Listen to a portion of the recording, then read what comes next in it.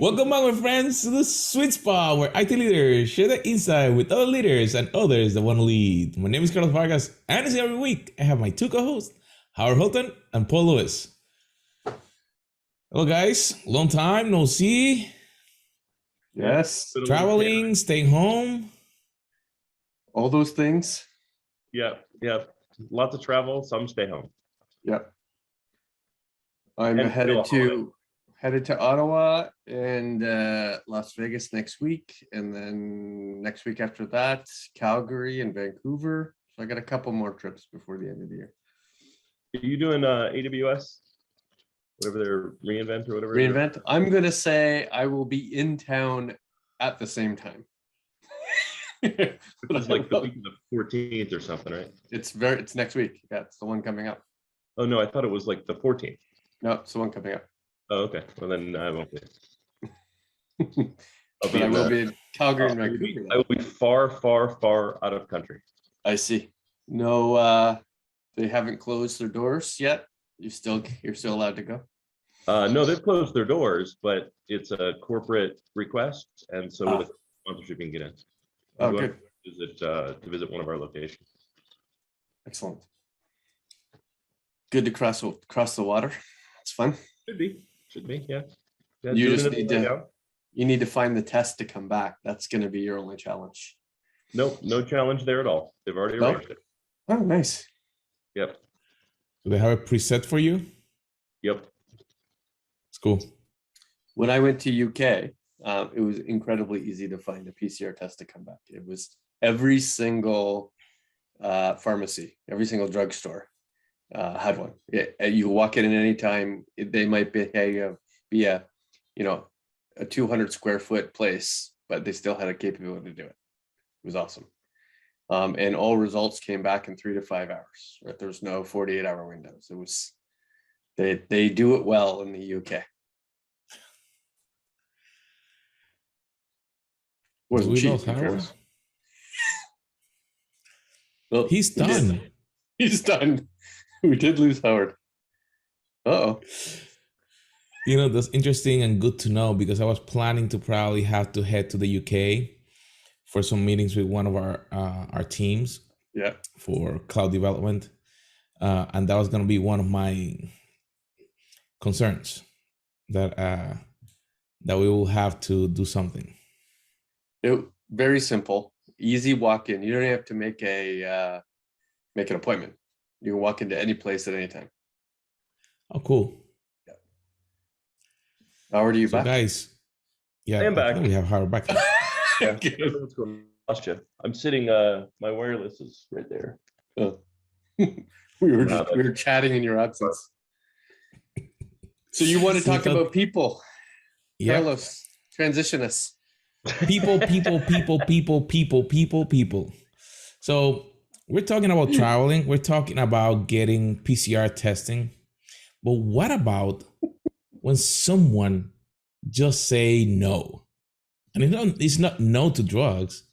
It's, hey, no more. I need to go. What do you do? Yeah, so it's I think it's the number one thing that topic of conversation for the last few months for me has really been around this Great Resignation. And it's within my company and outside my company. It's a huge topic of conversation. And I think it's front of mind for most people that are, in positions similar to ours, those that are in leadership. The way I've described it is, it's the first time in industrialized society that universally the employee holds the power, not the employer. As far as I know, that's never happened. I could be wrong, but I couldn't come up with a time, right? Even if you look at unionization and kind of the effect that unionization had, those were all isolated incidents. There was no globalization of unions at the same place at the same time. And that really didn't shift the power to that of the employee, but rather the employee union, which is another organization, right? For the first time, I think we've seen a shift into the hands of the employee. right? And it's been so great, it's been called the Great Resignation. Mhm. I find it interesting that some of it is exacerbated by a 2x plus retirement rate during COVID, right? People near retirement that were looking to kind of work for a few more years, add a few more bucks to their retirement accounts, really kind of boost their retirement accounts, said, I'm out, I don't want to deal with this, I'm not working during a pandemic, and retired early, or early for them, right? So, and early for statistics, right? So we had a greater than 2x retirement rate during COVID. But more interesting than that, and it's not people who don't want to work, it's people who said, I'm not putting up with whatever it is, right? Insert thing there. I'm not putting up with poor pay. I'm not putting up with poor conditions. I'm not putting up with something that before would have been as simple as coming in the office, but now is no longer simple, right? In a lot of cases, people went, I'm exhausted. I'm worn out. I'm burned out. I don't want to, and so I have a bit of savings. So I'm just going to take a sabbatical. I'm leaving. I'm going to do nothing for a year, right? All of these things, right? All of the kind of myriad of reasons have put us in the position where, much like COVID, and we talked about this really early on during COVID, really early on, we talked about how procurement overnight seemed to snap. And it seemed to go from a 6-month process to a 90-day process, or a 6-month process to a 15-day process in many cases, right? Because, well, with everyone being remote and all of this change having to occur, we can't wait 90 days. We can't wait 9 months, right? To get tech in the hands of people. We need to do it right now. The problem is we're facing the same thing with employee retention, and I'm not seeing the same snap. I'm not seeing the same change. Right? What I'm seeing is HR is built the same way HR is built, finance is built the same way finance is built. And I find entirely too often my hands are tied. And you see the problem on both sides. So not only is your turnover rate significantly higher than it used to be, but it's also difficult to find resources that were willing to work for you at a price you're willing to pay. So like, it's both sides of that equation. Not only are you losing a dramatic amount of people, you can't fill them as quickly as you used to be able to. And then in some If parts at of the all. region, they're not even showing up once you hire them. Yep. And I would say, if at all, right? It's not just, does it take longer? You just simply may not be able to do it. But it also comes down to look, I have a fiduciary duty to be responsible with the budget that I'm given, be responsible with my P&L, but it's also not my money. Right. So how much I'm willing to pay is what the market demands. I'm not suddenly told, hey, we know it's hard to get people, so we're just going to reduce your workload. We're going to reduce the department's responsibilities. Right. No one ever says that. Right? But that very well may mean I have to go back and go, yeah, I can't, my budget is no longer reasonable. Between supply chain issues, with the silicon shortage, right, which is more than just a chip shortage, right, but kind of hard supply chain issues, and then the soft supply chain issues with people, this budget is no longer going to accomplish the job, right? But it also means, well, how do I handle that, right? Let's say I have to pay people 20% more than I did 2 years ago to hire them. How do I retain people especially once they know that this is happening? And you can't it can't be a big secret. You know what I mean? It's not like you can't go, well, I mean, I'm paying them 20% more, but you're already here. Are you envisioning across the board comp increase? I'm envisioning across the board nightmare that I can't do anything about. That's ultimately my biggest concern. My biggest concern is I don't have the budget for a 20% cost increase, right? I'm already faced with people who are out of band, and the bands were written during COVID and they're just wrong. Right. So do people, and you only have so much OpEx budget. It probably increased by 3%, if that would be a good number. And they expect you to spend more OpEx in a different way. So therefore, doing across the board 10% is an impossible feat. Yep. Do, are you seeing that the people are looking for money, more freedom, more different opportunities? Like, let's say I was seeing and again, I don't know if we can mention names, but I saw a commercial that their recruitment option was like, oh, I want to work at 12 o'clock midnight shift, versus someone else, oh, I want to work at a different area. And they say, work the way you want, but be part of our company. So, Are you seeing that? yes, but also that shouldn't be new. I want to be really, really clear. In the Right. US, we are salaried employees because software developers, and this was specific to software developers were put on salary and were able to be put on salary because they didn't fit the IRS rules of an employee completely, especially within their work could not be set to a daily clock. They didn't Right. have daily tasks that had to be done that you could measure them against because they're doing software projects. The software projects are multi-month projects, and therefore they would have these spurts of activity and spurts of inactivity, and they shouldn't be penalized for it, and the employer shouldn't be penalized for it. And so salaried was allowed. Salaried is allowed when you don't have a set clock to the things that you do. If you can get your job done at 2 a.m. and you prefer to work at 2 a.m., work at 2 a.m.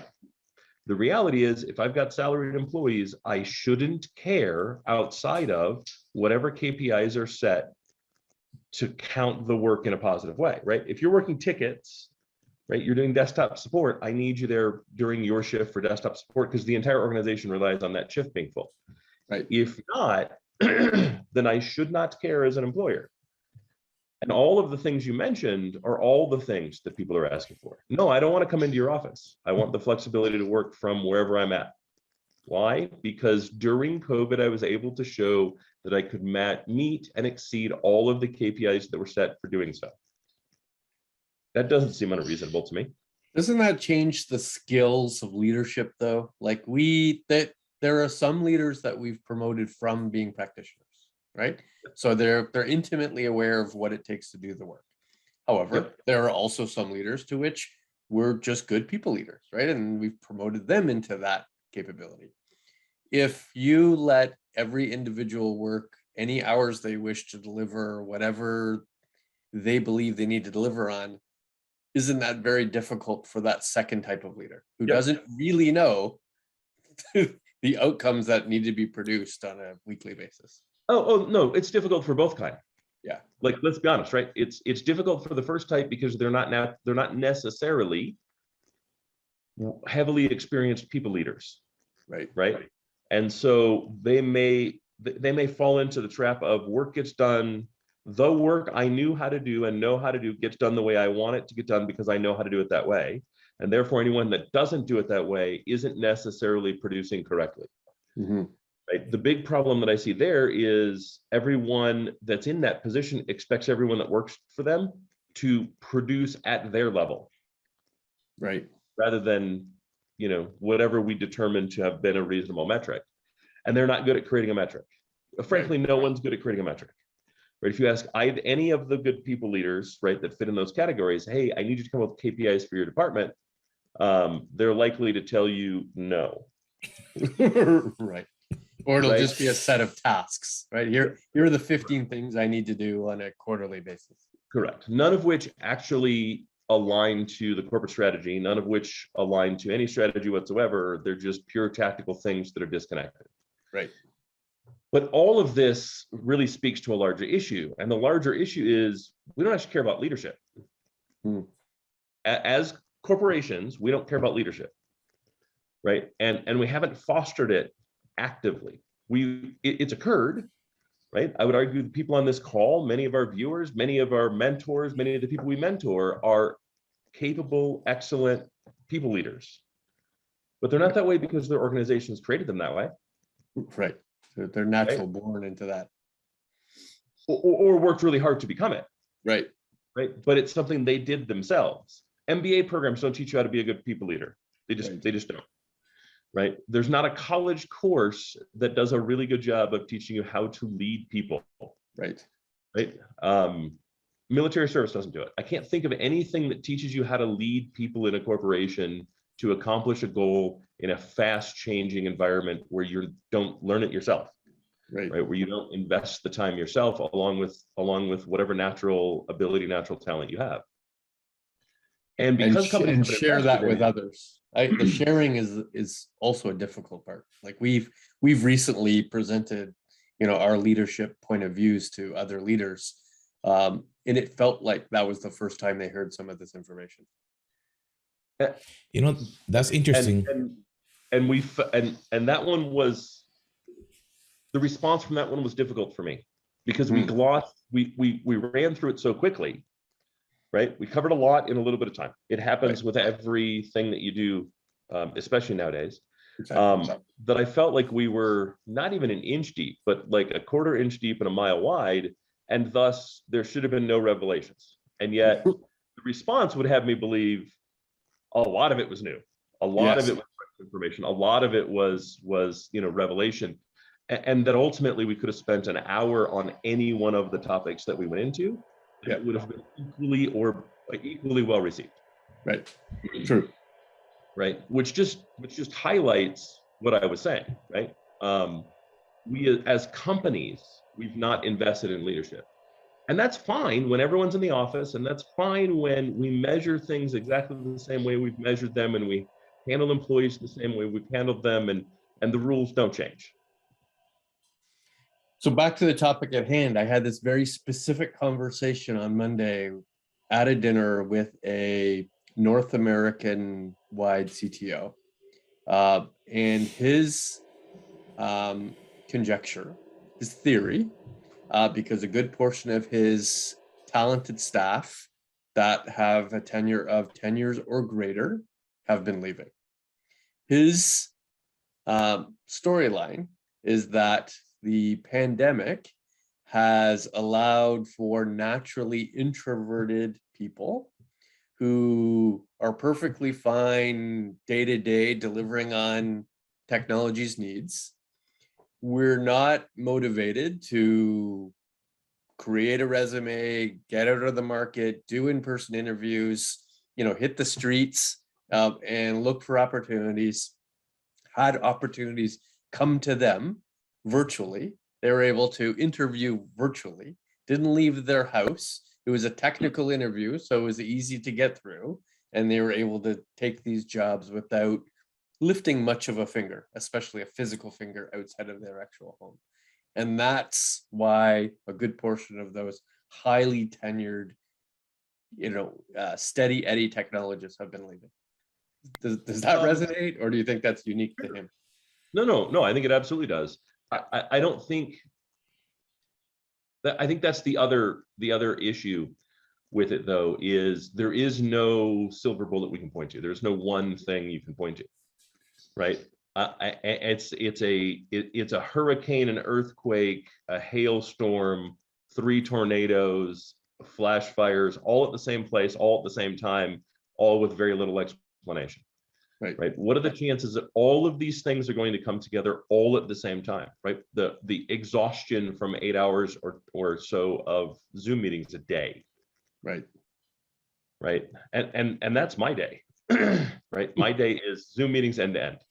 Right. Or Teams or whatever. Right. Video calls end to end. Anytime there's not a video call, you race to get done whatever you need to get done for the next video call you're presenting on, or you just sit and go, oh. Right. And so how do you manage burnout? Okay, so let's say everyone is experiencing some level of burnout.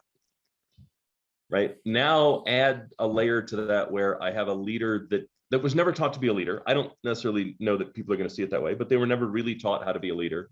Right. And my one-on-ones are basically my leader questioning everything that I've done to determine whether I'm worth keeping on or not. That's how they make me feel. Then I haven't received a raise in like 4 years, because that seems to be relatively common. Then, I'm really uncomfortable with how my company is handling COVID, any which way, right? They're overreacting, they're underreacting. They're forcing me to do something I don't want to do. They're not enforcing things I wish they would do. Right. Whatever your particular viewpoint is, that's not what I'm trying to get into, but you're uncomfortable with what they're doing. You're unhappy with what they're doing. You don't really feel interested and engaged, and 73 times a week a recruiter calls you. Right. Right. And it's no longer, do I take the crappy job the recruiter offers for 2% more money, but rather they're offering me 40% more money at 7 different companies, and I can have my pick of those companies. Right. And my lifestyle doesn't have to change. I don't have to leave the house.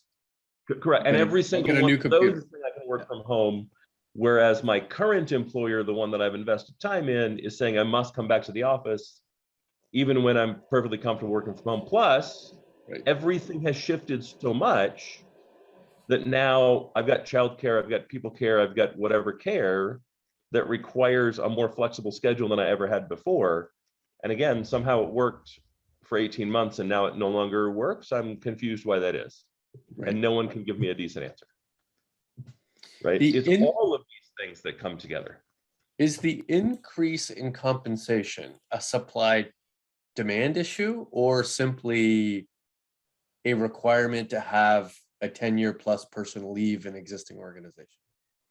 Or is it both? No, I think it's both, because I'm seeing it in people that are not 10 years, right? I'm seeing it in people that only have a very short tenure, are still being offered 20, 30, 40, 50% more than they're making now.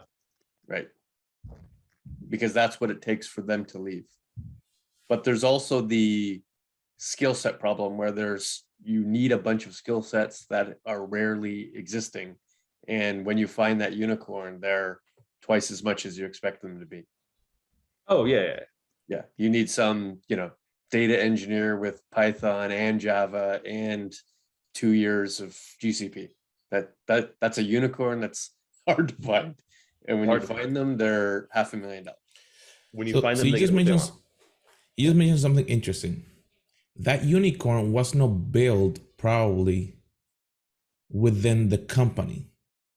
He probably took some, I'm going to call it personal leadership, in saying, hey, I want to learn this piece because I had an interest, and then all of a sudden he became more valuable to the company.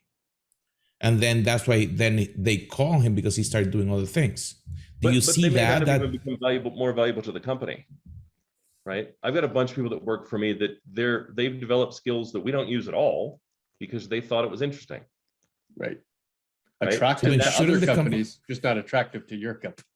So that's what I was going. Shouldn't then the company be looking at those skills? I'll give you an example. I don't consider myself a marketing genius, but I saw a long time ago that for different companies that I work for, we needed to learn to market internally our vision the way that external companies do it. Now I have a different skill set that is not within the IT wheelhouse. But when I get on a meeting, I go, but are we doing this for external? And they look at me with eyes like, how the heck does he know that and we don't? And again, so we're hearing you that we had a similar challenge with one of our guys a couple of weeks ago. And I'm listening to you. Will helping with coaching or somewhere else help those, I don't want to call it unicorns, but those great employees that may be within your team, so they don't get to that point of the burnout, or that they don't even want to talk to you and they're like, bye, I'm leaving. What do you do to try to help that process so they don't get there? Well, I don't think there's an easy answer. And the challenge is the right answer is hard work. Right? The right answer is your company has to remove stay in your swim lane from their vocabulary. Mm-hmm. And it has to be way easier to introduce new technology. Yeah. So Carlos, as you're saying, everybody is getting new certifications on interesting things that are readily available now. Most large organizations are not implementing those new available technologies. So therefore they don't get to implement those skill sets, and they want to move to somewhere who does. Awesome. Big problem there is that those organizations have a hard time introducing new technologies. How are we going to affect change there? That is a difficult answer. Well, and I think it comes down to, do you inspire the people who work for you? Do you inspire your peers to do the same? Right. Because those are two places that you could actually start. Sure. Right. I started doing one-on-ones with line employees. Right. I don't have any line employees that report direct to me. Directors report to me. Right. So, but I started doing one-on-ones with my line employees. Right. As often as I possibly can. Generally, it's one a month. You know, like I do it monthly for each of them. That's helped enormously. Right. Some of my hypos that were a little frustrated, all of a sudden they're like, wow, getting an hour a month with you means I know what direction the company is going. I feel inspired. I learn something, and it's just a chat. Right. Right. I don't even ask them, like, what's the status of your projects? None of that. They don't report to me. Right. Right. Their leaders or their leaders in most cases, I may ask, but that's not why I'm on the phone with them. What do you want to talk about? What questions do you have? Right. Some of them we'll talk video games, we talk home labbing, we talk movies, we talk like whatever, right? We'll talk books. You know me, I've got a wide range of topics I can discuss. So wide range, as long as they're not like, hey, let's talk about football last week, then I'm good. Right? They're like, hey, did you see the Braves game? No, I did not. Nor will I ever. You draw the line of football. No football talk. No sports of any kind, really. Unless it's sports featured on a television show or movie. Right. And then only within the fictionalized version of that sport that appears in the television or movie, right? Yeah. I was so surprised you caught that football. Yeah, a friend was talking about, we went to go see the last Rapids game. Rapids is the Denver soccer team. Okay. I did not know that they were the Denver soccer team. So when he said it, I went, I know NFL, NBA, baseball. I don't know, the Rapids are not that. So it must be, so I said, and I know hockey. And I said, is that soccer or lacrosse? Because he's like, soccer. Oh, sweet. I'd love to go see a game. Oh, we should go sometime. Cool. Let's go. Oh, well, it has to be next season. Oh, well, I won't be here next season. So that's it. That's all I know about soccer. We've now done 100% of my understanding of the sport. Oh, I said, I only know what appeared in Ted Lasso. And he goes, yeah, put the ball in the goal. That's all you need to know. All right. That's literally all I know. And many games, no balls go in any goals. Right. 0-0. And somehow it's still exciting. So yes, you got me. The goals. So here's the only thing that you should know: entire countries go into depression when their team loses. Right. I'm like, well, the problem is really? you need more than one team. Like that might be part of it. That way your team always, one of your national teams always wins. So what's our recommendation then to keep the people we want to keep and hire the people we need to hire? Invest in the people you want to keep. Just start by investing in the people you want to keep. Yeah. Like the fact is you cannot afford to lose your high performers. The only way you're going to ensure you don't lose your high performers is to invest your time in those high performers. Mm-hmm. And you're still going to lose some. I lost one last week. Right? Yeah. But I know for sure I've retained 7. I know for sure. Right? Spend time, spend energy, spend some money, right? You got to do all of those things in order to retain those resources. Correct. Yeah. Do you make something fun, completely different for them to, as part of that retention? Or do you think that it only should be corporate standard, like if you have stock, if you have salary or conferences? No, I think you need to be open. Okay. Right. And it's going to vary from person to person, right? Some people, they're financially driven, so they want more money. Some people, they want to be engaged. Some people, they want exposure to the executive level, right? They just don't want to feel like they're adrift. And I think that's the most important part.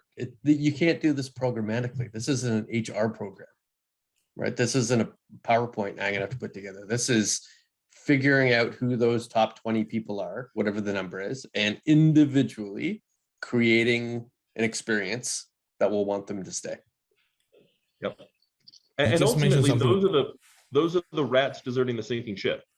Right. When hypos start leaving, first off, they follow each other. Mhm. And second, all the other hypos leave. Right? Right. When low performers leave, people breathe a sigh of relief. Let's be Right. honest. Right? Everybody knows on their team who they believe the low performers to be. They know better than you do who their fellow who their low performers are from their fellow teammates. When those people leave, they go, oh, thank God, I don't have to deal with that anymore. I can get something done. Maybe we'll get somebody better in, but in the meantime, at least I get some relief. Right. When hypos leave, the other hypos go, I don't want to take over that work. I got to go too. So on the other side, how do you attract those skill sets you need in your organization without, blowing away your average salary, or now putting yourself in a position where your existing staff aren't paid as much as they should be? Yeah, I think again, you have to get involved. Yeah. Right. I think if you're the CIO and you're not interviewing the new hires that are coming in, right? I think that's a problem. Mm. Right? I think it's still about investing time. And oftentimes we don't have a ton of time to invest, but I still think you're going to have to figure it out. Right. I think you're going to have to make time. Right. I think a lack of servant leadership is part of the problem. The fact is, without our employees, we're not worth a damn thing. We're not getting anything done. Yeah. Right. We're not the ones producing the output that pays the bills. Right. We're enabling the employees who do. And part of that means investing our time directly with them. And that goes into recruiting. Yep. I think that's a very key recommendation is, as CIOs, CTOs, as leaders, we're used to interviewing people who report to us, right? Senior people in the organization. And while we still have to do that, in addition, we need to also interview new skill sets, new capabilities, potential high performers we want to hire. That has to be added to the types of interviews we do, regardless of where they are in the hierarchy. Yeah, that's a good and interesting change. I definitely, as a recommendation, there's a book that I love called Leader Shift. The shifting that you have to do on the leadership and how you're used to doing things. It actually helped me a lot through everything. I'm looking at everything that we're talking. It's important for a leader to understand, hey, what if they haven't learned to do that for themselves? Because I was hearing you both talk. What if the top leader is also the one struggling, that they don't know where to go? They're getting called. So because they're getting called and all these people, hey, we have these great things, their focus that should be in how do we guide this whole team to be high performing. It's not that you don't answer the calls, but there is like that balance. You go, okay, let me learn about what the market is having for me, but how do I keep this place focused so we can move forward? Yeah, it's the biggest challenge. I mean, ultimately, so the Simon Sinek quote is, a boss has the title, a leader has the people. I would say the COVID shift, the Great Resignation, you were not in management, you were in leadership. Mm. Change your focus to being that of leadership, not that of management. Don't worry about managing the day-to-day tasks. Worry about leading the people who do those tasks. Right. Right. And I would say clear across the board. Right. We need to really be better at leadership, and leadership also a big part is delegation. Right. Make sure you have people in place that you can delegate tasks to that aren't leadership. Prioritize leadership over everything else. If you spent 8 hours doing budgets and that 8 hours needs to be spent in those one-on-ones with your hypos, you need to be able to delegate as much of that other 8 hours as you can. Hire Right. somebody that can do it. Delegate it. Right. Yep. Frankly, retention is the number one job today. Retention and acquisition, number one job today. Yep. Right. Agreed. And Entirely. so if you're not focused on that, refocus on that. And sometimes the one-on-ones need to be with your HR partner. Right. I have a one-on-one with my HR partner every other week. Right. Right. And now I'm going to have one-on-ones with my finance partner every other week. Right. Because that's the other challenge, right? I have an employee that has to be retained. I need to retain them. All of us do. If I go to HR and say, hey, if I go to HR and say, hey, I want to give this person 50% more pay and two bumps in band, Yeah. they're going to say no. Right. Policy Why? suggests you Finance can't will do never that. approve it. Yeah. Well, what do I do then? Okay, cool. I'm going to lose the person. Then I'm going to repost the job at the level that I need it to be at anyway, so that I can pay the next person what they need to be paid. Like, I'm not gaining anything. Right. Plus, they're not going to know my environment, and the choice I want currently works for us. Yeah, but right. finance is not going to do it. You're going to have a year's loss of productivity in that Correct. decision. Bare minimum. Yeah. Right. So you don't, that's it. That's it. Invest your time. Right. Your people, HR partner, finance partner, invest your time. And your recruiter, which may or may not be the same person as your HR business partner. True. Yeah, and I don't know how many people spend time with their external recruiter, but that's a really good point, Paul. Spend some time, like really dig in. These are the candidates I want to see. These are the things I want you to look for. Like, this is a job description, and that's good, but the job description should not be what my recruiter is focused on. My recruiter should be focused on the things I care about, which doesn't necessarily align with the job description. Right. Because I only care about these 4 things. And parts of the requirements that you're willing to give on. Right. So yeah, I can't, everything I just told you is very unicorn, but here are the things I'm willing to give on. I'm willing to train on the job for. They don't have certification in this. Awesome. That's the first 3 months I'll get them to do it. No problem. Mm-hmm. And that way, that's almost an enticing feature for somebody who's coming aboard. It's like, oh, I don't actually do any work. You just need me to learn when I start. Yes, it's exactly what I need you to do. Yeah. There's also the D&I component, right? Diversity and inclusion component, right? And talking to recruiters, I was like, okay, look, you have to move female candidates to the top of the list. I need to see them.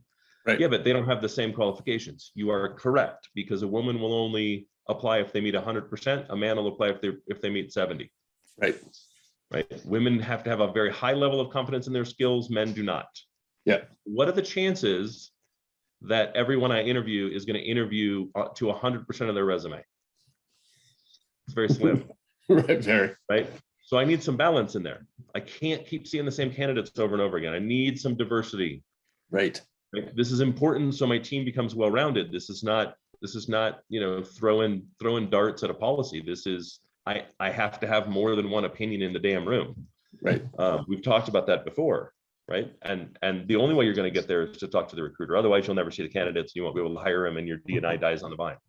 Exactly. Right. You never get the value from that. So really, if you haven't already been spending time with your recruiter, now's a good time to start. Carlos, good conversation. Well, that was a good chat. As always, my friends, understanding your people is the reason why we're here. Trying to connect, to interact with them, because they are like Howard mentioned, they are the ones that help us move forward the company. That's the reason why we're employed. Like Howard mentioned, we're not the ones doing all the day-to-day task work. We're inspiring them, helping them to move forward so we can achieve the goals for the company. So make sure that you share, you subscribe, and we'll see you on our next episode.